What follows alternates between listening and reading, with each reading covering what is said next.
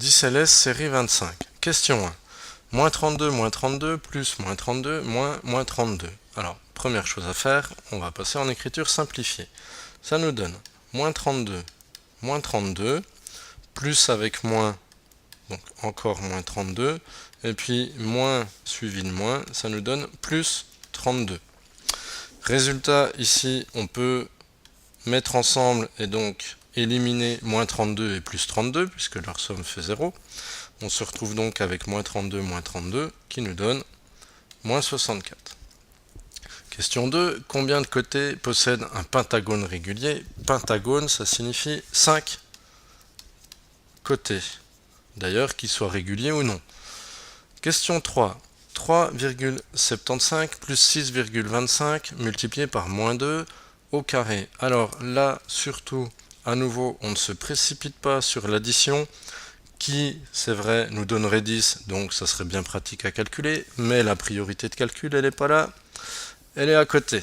Donc, on va garder notre 3,75 pour le moment, plus 6,25 fois moins 2 au carré, c'est-à-dire fois 4. Donc 6,25 fois 4. Là encore, à nouveau, priorité. Donc ça nous fait 3,75 plus, alors 6,25 fois 4, ça donne 25. Et donc un total de 28,75. Question 4. Quelle est la valeur de l'angle au centre d'un pentagone régulier? Donc, un pentagone, on l'a vu dans la question 2, possède 5 côtés. L'angle au centre, c'est quoi?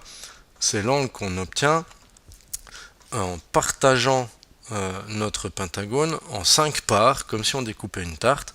5 parts égales, puisque le pentagone étant régulier, la pointe de chaque part étant justement au centre.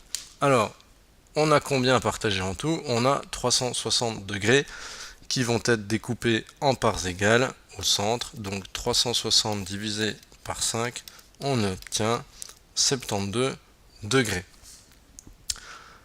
10 puissance 4 divisé par moins 10 à la puissance 4. Alors, si on écrit ça sous forme de fraction, ça sera peut-être même plus facile.